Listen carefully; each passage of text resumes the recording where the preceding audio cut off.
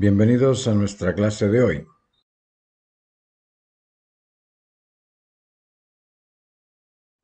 El tema de hoy es la educación.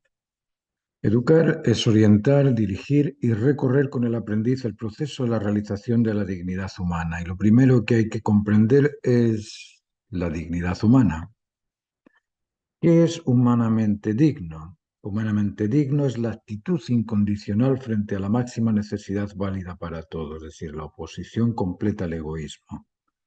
¿Qué es humanamente digno? Es el control y dominio de las virtudes de la prudencia, firmeza y templanza. ¿Qué es humanamente digno? Humanamente digno es el control y dominio de los instintos de protección, conservación y reproducción. Humanamente digno es el control y dominio del celo emocional, intelectual y motivacional. Humanamente digno es la libertad de optar por lo que beneficia siempre a todo. Humanamente digno es reconocer el porqué y el para qué del qué. Y humanamente digno es el respeto, la lealtad y la fidelidad a la conectividad afectiva intrafamiliar completa. Optar por la máxima necesidad válida para todo, porque lo que beneficia siempre a todo no perjudica nunca a nada. El control de la actividad y de la actitud, o de la actitud y de la actividad, y cumplir las normas de comportamiento, convencimiento y convivencia son los factores base de la dignidad humana. La educación de la dignidad es un tipo de educación. La educación cívica es otro tipo de educación. La educación profesional es otro tipo de educación. No se puede esperar que un tipo de educación profesional eduque en la dignidad moral, ni que un tipo de educación cívica realice en la dignidad al ser humano. La educación moral, ética y estética debe incluir el tipo de educación digna basada en la dignidad humana. Debe incluir el tipo de educación en las normas de comportamiento, convencimiento y convivencia y debe educar en los procedimientos técnicos profesionales elegidos por el individuo. La educación de la dignidad es fundamentalmente familiar, además de ser también compartida en las escuelas. La educación cívica es derivada de las normas de comportamiento, convencimiento y convivencia sumadas a la legislación del Estado. Y la educación profesional es la entera o es de entera propiedad del oficio a desarrollar. En la actualidad, la educación de las materias, lenguaje, ciencias, matemática, geografía, historia, filosofía y educación física se encuentran ajenas al tipo de educación fundamental de las normas de comportamiento, convencimiento y convivencia integral humana o dignas de la humanidad. Consecuentemente, tienes excelentes memorias con comportamientos y convencimientos y convivencias indecentes. Sin el conocimiento de la dignidad no existe educación. La educación de la incondicionalidad ante la máxima necesidad válida para todo implica la previa meditación sobre la validez de la opción, orar antes de obrar, ora et labora. Si las especies están atentas a lo necesario, reaccionan frente a lo necesario sin temor, sin negligencia, sin dejadez, la especie humana debe concordar con esa actitud de las especies para calificar normada en base a las normas naturales. La sincronización emocional, intelectual y motivacional en las especies existe.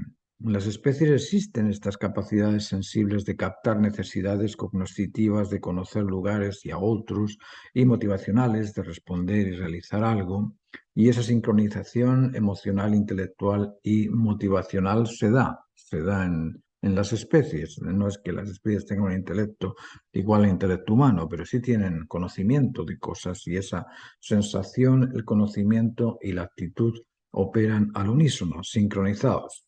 La especie humana se diferencia en el grado de sus capacidades. La emoción humana es la capacidad de sentir, capta lo necesario para el bien total. El intelecto humano, además de conocer, comprende y comparte conocimiento. La voluntad humana realiza y cumple los deberes voluntaria e independientemente. Captar una necesidad y responder a solucionarla, reconocerla o satisfacerla debe ser un proceso de sincronización emocional, intelectual y motivacional, porque si se capta necesaria, convence y debe ser satisfecha. Esta sincronización del proceso no siempre sucede. Sucede en casos normales o en casos normados, naturalmente, pero en casos en los que la necesidad fundamental se enfrenta al supuesto ficticio, el proceso se desincroniza. La desincronización mental es un trastorno que confunde al receptor y al emisor inseguro de su desconexión afectiva, intelectiva o conductual. La sincronidad o la sincronicidad se deriva del hecho natural humano de ser incondicional ante la máxima necesidad válida para todo. ¿Por qué? Porque es un ser libre y libertad es la capacidad de optar por lo que beneficia siempre a todo, porque lo que beneficia siempre a todo no perjudica nunca nada. Haz el ejercicio de comprender esto. La desincronización entre lo que sientes, comprendes y realizas genera ineficacia, inseguridad e insatisfacción. Reduce al que lo padece en una situación de estrés. Captar lo necesario es algo que proviene del ambiente o del individuo. Del ambiente surgen necesidades urgentes o de importancia. La evaluación del predominio de lo urgente o de lo importante la realiza el individuo en base a la conciencia del valor particular de cada uno.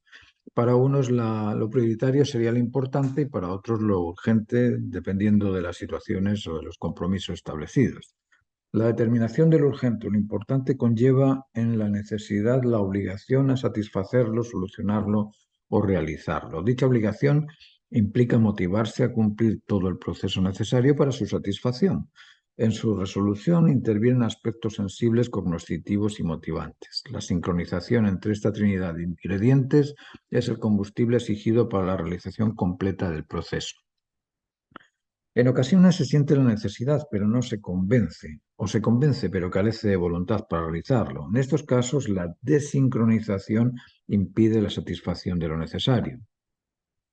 ¿Por qué se desincroniza? El origen de de la desconexión entre los sentimientos, conocimientos y actitud proviene del desposicionamiento o de la desubicación y deslealtad originaria del primer núcleo gestor originario a las normas de la naturaleza humana.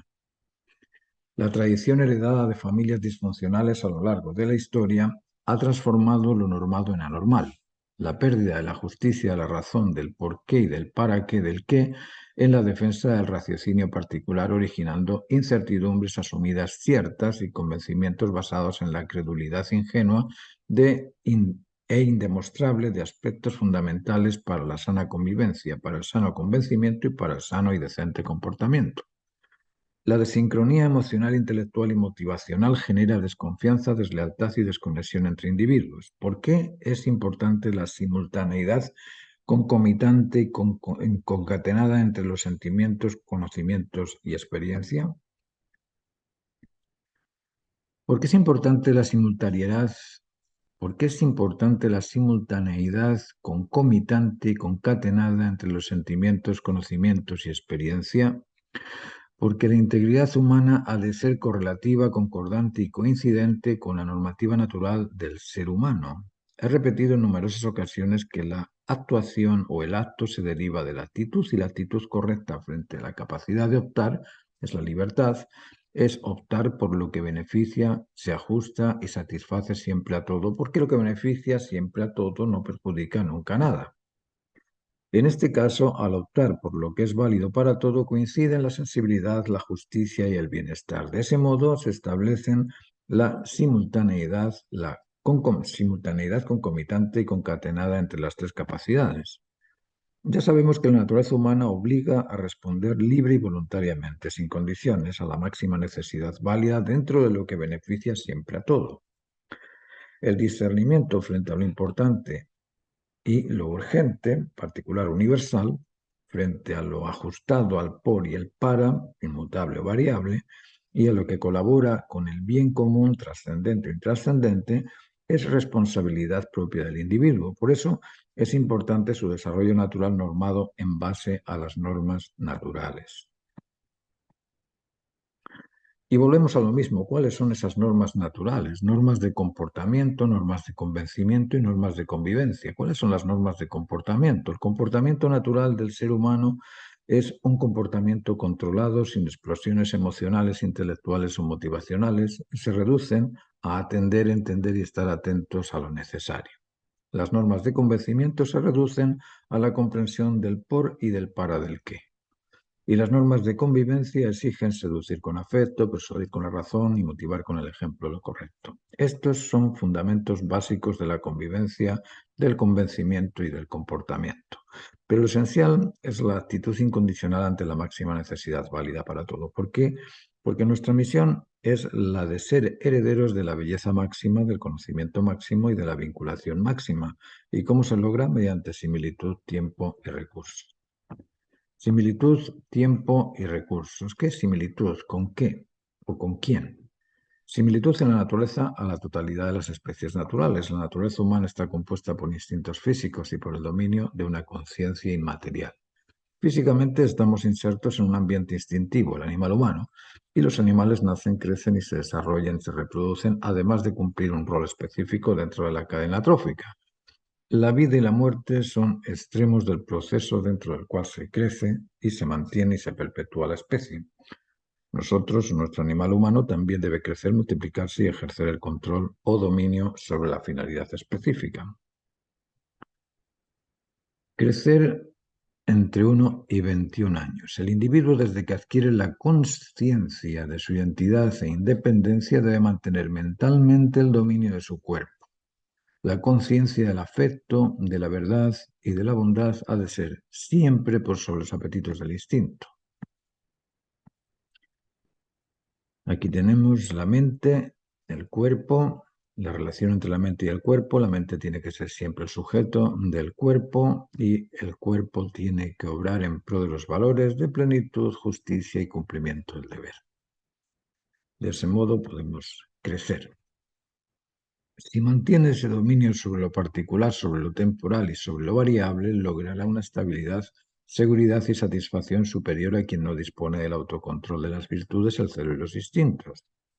Los valores de plenitud por sobre el placer, de la razón justa por sobre lo racional y del cumplimiento completo del deber por sobre los apetitos particulares se deben poner como centro de las relaciones humanas. Si el individuo crece controlando su cuerpo, dominando la prudencia, firmeza y la templanza, controlando los apetitos del instinto de protección, conservación y reproducción, y si controla los excesos o carencias emocionales, intelectuales y conductuales, cabría decirse que a los 21 años, si atiende, entiende y está siempre atento a lo necesario, si seduce con afecto, persuade con la razón y motiva con el ejemplo lo correcto, a los 21 años sería un adulto atractivo, interesante y ejemplar, satisfecho, seguro y realizado.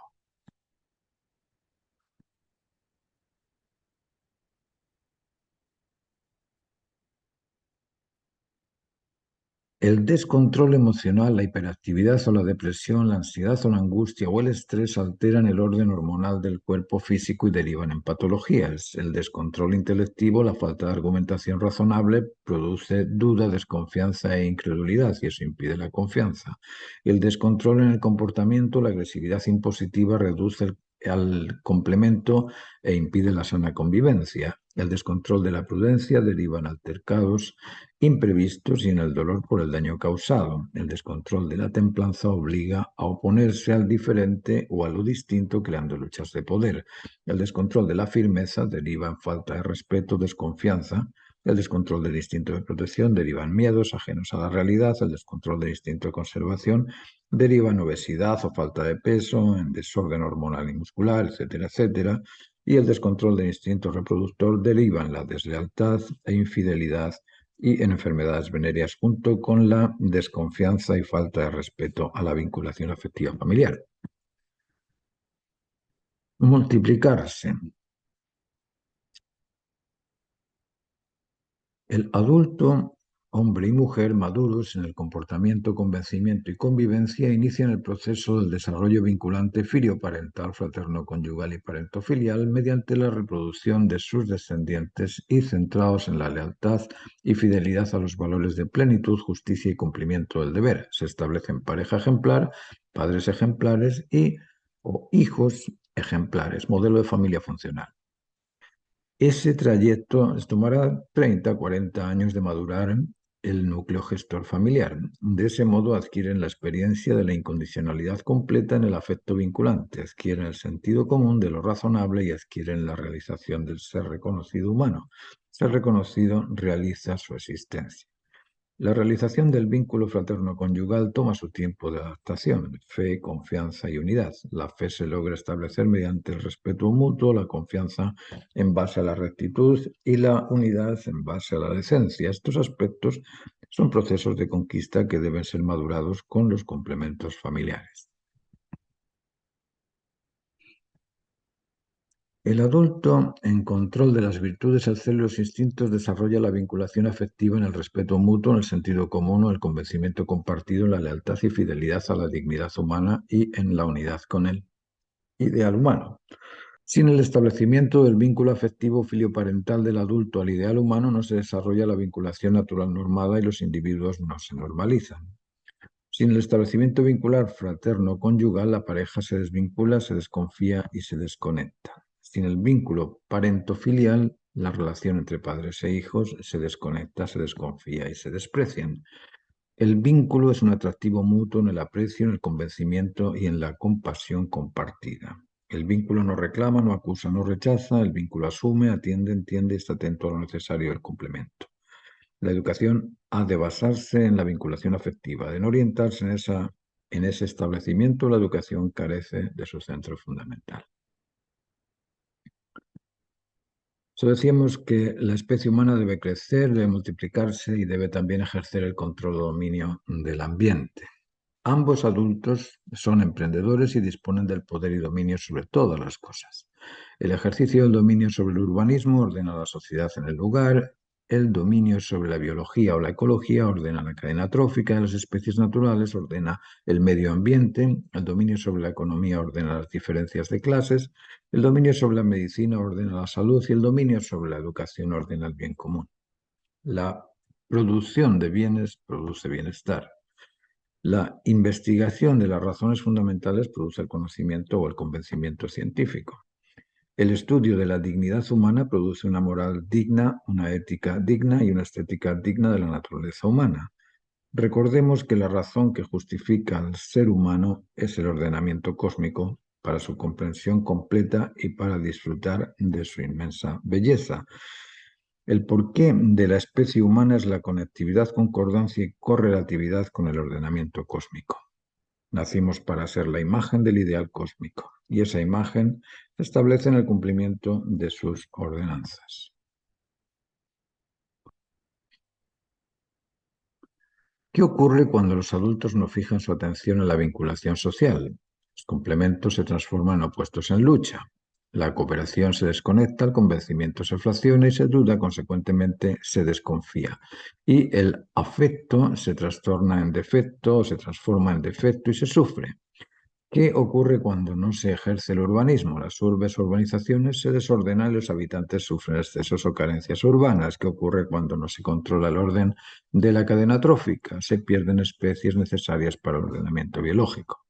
¿Qué ocurre cuando no existe un control de la ecología? Que el ecosistema se altera y produce daños incalculables. ¿Qué ocurre cuando no se ordena la economía? Que surgen monopolios narcisistas que reducen el potencial creativo del resto. ¿Qué ocurre cuando no se ordena la educación o la salud o la producción? Surgen diferencias opuestas y se impide la salud, la educación y el trabajo por el bien de todos. Espero que esta clase haya sido de vuestro interés. Si queréis continuar con el curso de 24 clases durante 3 meses, son 2 clases por semana de 45 minutos cada una en horario flexible. Buscamos la forma de acomodarnos. Nos dejas un WhatsApp en el siguiente teléfono que os dejo a continuación. Gracias y nos vemos en las clases.